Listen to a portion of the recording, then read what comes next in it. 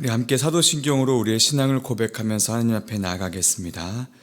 전능하사 천지를 만드신 하나님 아버지를 내가 믿사오며 그 외아들 우리 주 예수 그리스도를 믿사오니 이는 성령으로 잉태하사 동정녀 마리아에게 나시고 본디오 빌라도에게 고난을 받으사 십자가에 못 박혀 죽으시고 장사한 지 사흘 만에 죽은 자 가운데서 다시 살아나시며 하늘에 오르사 전능하신 하나님 우편에 앉아 계시다가 저리로서 산자와 죽은 자를 심판하러 오시리라. 성령을 믿사오며 거룩한 공예와 성도가 서로 교통하는 것과 죄를 사하여 주시는 것과 몸이 다시 사는 것과 영원히 사는 것을 믿사옵나이다. 아멘. 우리 찬송가 342장 너 시험을 당해 함께 찬양하겠습니다.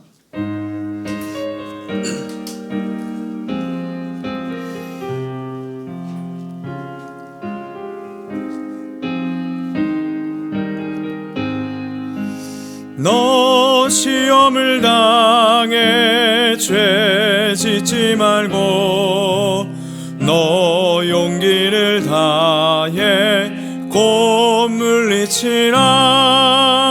너 시험을 이겨 새 힘을 얻고 주 예수를 믿어 늘 승리하라.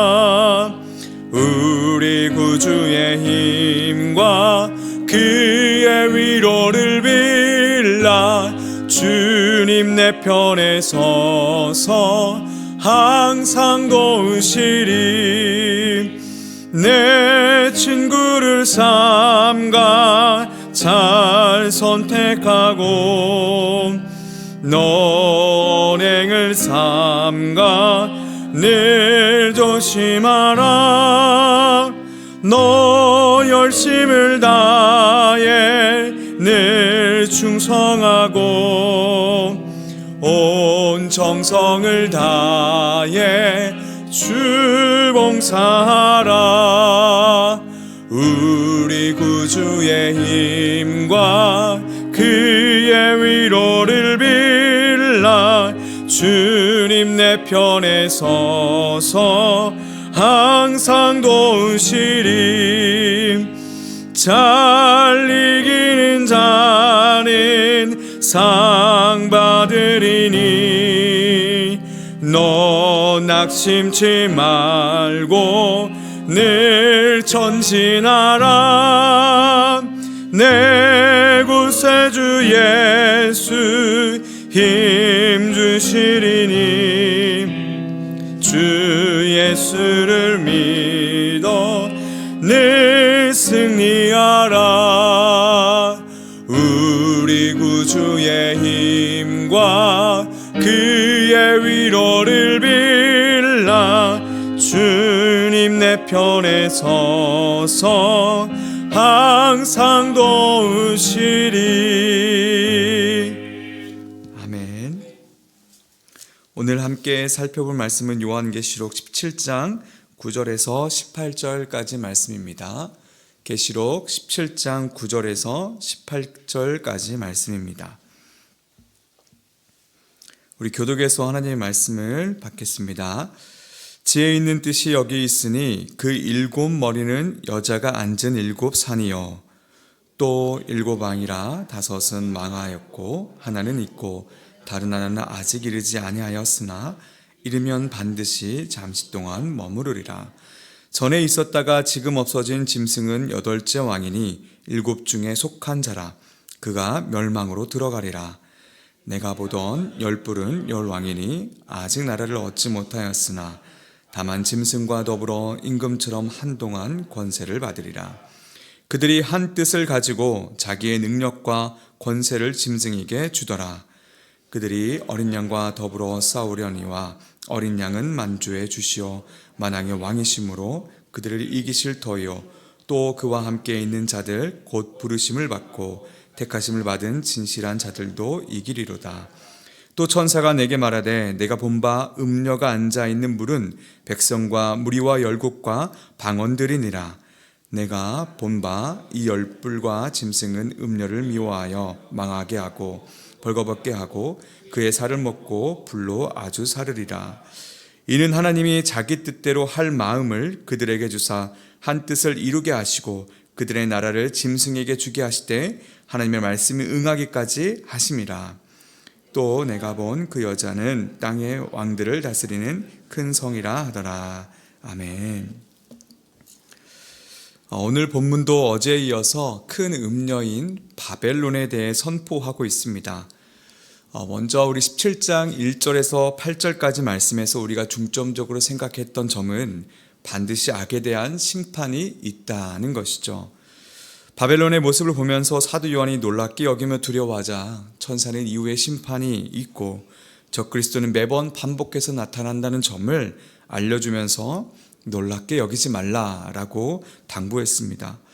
오늘은 더 구체적으로 장차 나올 짐승을 알려주면서 남은 신자들이 또 무엇을 바라봐야 하는지를 우리에게 교훈해 주고 있습니다.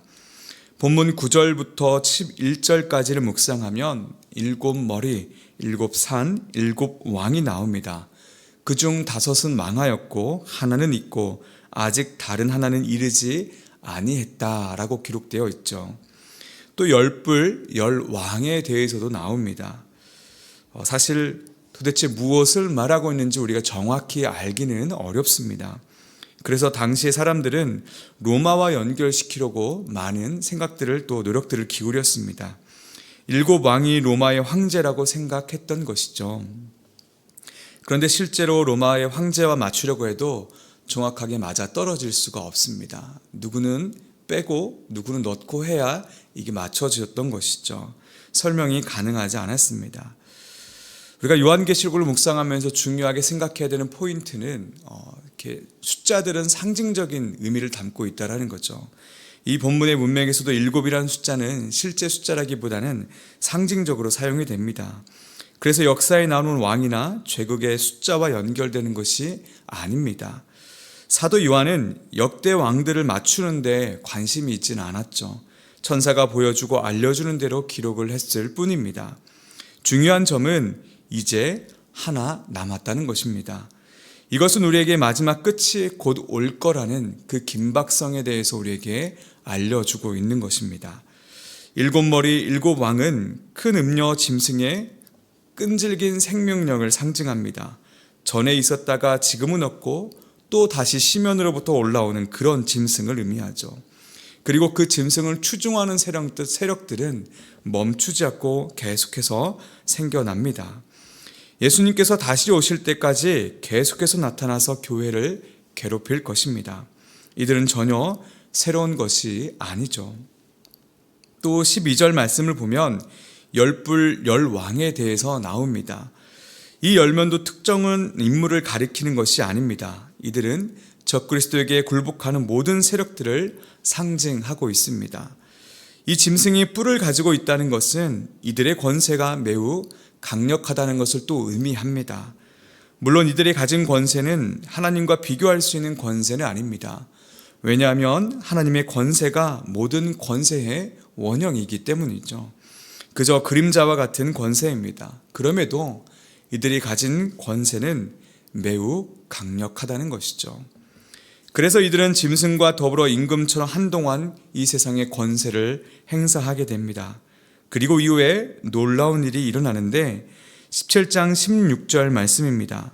내가 본 바 이 열불과 짐승은 음녀를 미워하여 망하게 하고 벌거벗게 하고 그의 살을 먹고 불로 아주 사르리라. 열불과 짐승은 물 위에 앉은 큰 음녀를 미워해서 망하게 하고 벌거벗게 합니다. 이게 도대체 무슨 일일까요? 본문이 우리에게 악의 특성에 대해서 알려줍니다. 바로 악은 자기 파괴적인 힘을 갖고 있다는 것이죠. 교회는 성도들끼리 기쁨과 감사를 나누고 혹 잘못한 일이 있을 때 사랑으로 또 함께 용서하고 더욱더 끈끈하게 하나 되는 공동체를 이루어 갑니다. 그러나 악은 즐거운 형제들의 모임이 아닌 것이죠. 악의 본성은 거짓이고 시기이며 폭력이며 다툼입니다. 그래서 이들은 늘 악하게 질투와 증오에 사로잡히게 됩니다. 그래서 서로를 물어뜯고 마지막에는 그들이 서로 증오하여 서로를 멸망시키는 것이죠. 에스겔서 38장 21절을 보면 주 여호와의 말씀이니라 내가 내 모든 산 중에서 그를 칠 칼을 부르리니 각 사람이 칼로 그 형제를 칠 것이며 또 학개 2장 22절을 말씀을 보면 여러 왕국들의 보좌를 엎을 것이요 여러 나라의 세력을 멸할 것이요 그 병거들과 그 탄자를 엎드려 뜨리니 말과 그 탄자가 각각 그의 동료의 칼에 엎드려지리라. 또 스가랴 14장 13절을 보면 그날의 여호와께서 그들을 크게 요란하게 하시리니 피차 서로 함께 손으로 붙잡으며 서로 함께 피차 손을 들어 칠 것이며 이렇게 악의 본성의 특징이 담겨져 있습니다. 더 놀라운 것은 오늘 본문 17절 말씀입니다. 이는 하나님이 자기 뜻대로 할 마음을 그들에게 주사 한 뜻을 이루게 하시고 그들의 나라를 그 짐승에게 주게 하시되 하나님의 말씀이 응하기까지 하심이라. 천사는 하나님이 자신의 뜻대로 할 마음을 그 열 왕에게 주셔서 그 음녀를 죽이게 하셨다라고 말하고 있습니다. 악의 세력이 하나님의 뜻을 위해 사용되는 것이죠. 사랑하는 여러분, 우리가 17장을 묵상하면서 계속 생각해야 하는 점은 적 그리스도는 제국적으로 이 땅에 반복되며 나타난다는 점입니다. 그리고 이들은 권세를 갖고 있는데 이 권세는 우리가 생각하는 것보다 막강하다는 것이죠. 누구도 여기에서 벗어날 수 없을 만큼 강력합니다. 오늘날을 봐도 돈과 권력과 쾌락의 모습에서 완벽하게 자유로울 수 없는 것이 사실입니다. 음행으로 가정이 망가지고 탐욕으로 서로의 것들을 빼앗고자 혈안이 되어 있습니다. 그럼에도 우리 신자들은 결코 음녀와 짐승들의 죄에 참여해서는 안 됩니다. 끝까지 말씀을 붙잡고 이겨내야 하는 것이죠. 또 우리가 붙잡아야 하는 것은 하나님은 반드시 심판하신다는 것입니다. 성경은 구원의 책이면서 동시에 심판의 책입니다. 구원과 심판은 늘 함께합니다. 하나님께서는 반드시 심판하시고 성도들은 신원하여 주시고 구원하여 주실 것입니다. 사랑하는 여러분, 마지막으로 나누고 싶은 점은 오늘 본문 9절을 시작하면서 하는 말씀입니다. 지혜 있는 뜻이 여기 있다라고 말씀합니다. 적 그리스도들이 일어났다 없어졌다를 반복하는 이 마지막 때를 살아가는 우리가 분명하게 붙잡아야 할 지혜가 있다는 것이죠. 본문 14절 말씀입니다. 우리 함께 읽어보겠습니다. 시작. 그들이 어린 양과 더불어 싸우려니와 어린 양은 만주의 주시오 만왕의 왕이심으로 그들을 이기실 터이요 또 그와 함께 있는 자들 곧 부르심을 받고 택하심을 받은 진실한 자들도 이기리로다. 이미 어린 양이신 예수 그리스도께서 승리하셨습니다. 그리고 그분과 더불어 먹고 마시는 우리에게도 이미 승리가 애정되어 있습니다. 우리는 반드시 이깁니다. 우리가 지는 것은 하나님의 계획 가운데 없는 것이죠. 여러분, 만약 우리가 달리기를 하고 있다고 한번 생각해 보십시오. 열심히 마지막 골인 지점을 향해 달려가고 있습니다. 그런데 달리다 보니 신발끈이 풀리는 거죠. 멈출까 말까 하다가 이대로 달리면 넘어질 수 있으니 멈춥니다. 그리고 신발끈을 매려고 하죠. 그랬더니 옆에 사람들이 달려가는 모습이 옆으로 보입니다. 그런데 놀라운 점은 이 경주에는 1등, 2등, 3등이 없다는 것입니다. 이 경주는 몇 등이 아니라 완주가 목표이기 때문입니다. 포기하지 않고 다시 신발끈을 매고 달리면 되는 것이죠. 그렇게 끝날 것 같지만 신발끈을 매고 달려서 마지막 골인에 성공합니다. 지난주에 한 아이가 소년부에서 이야기를 듣더니 이렇게 저에게 말했습니다. 목사님, 저는 신발끈을 못 매요. 놀라는 마음을 숨긴 채 제가 이렇게 말했습니다. 그래, 괜찮아. 하나님께서 신발끈을 맬 수 있는 능력을 주실 거야. 그리고 지혜를 주실 거야. 여러분, 걱정하지 마십시오. 내가 못 매면 누군가 뛰어와 내 신발끈을 매줄 것입니다. 그렇게 우리는 하나님의 능력의 손으로 또 함께하는 이들과 함께 우리는 완주하게 됩니다. 포기하지 마십시오. 이미 우리는 승리를 약속받았습니다. 신발끈이 풀려서 잠깐 멈춰 섰다고 좌절하거나 절망하거나 자기 연민에 빠지지 마십시오. 다시 메고 달리면 됩니다. 히브리서 12장 1절 2절의 말씀입니다. 이러므로 우리에게 구름같이 둘러싼 허다한 증인들이 있으니 모든 무거운 것과 얼매기 쉬운 죄를 벗어버리고 인내로써 우리 앞에 당한 경주를 하며 믿음의 주여 또 온전하게 하시는 이인 예수를 바라보자. 함께 이 시간 합심해서 기도하겠습니다.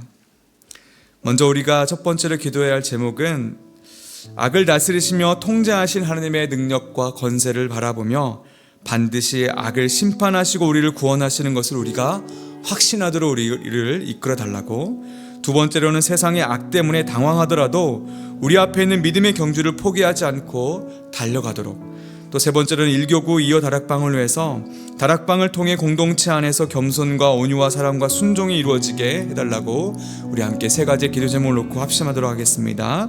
기도하겠습니다. 하나님 감사합니다. 주님, 오늘 말씀을 통해서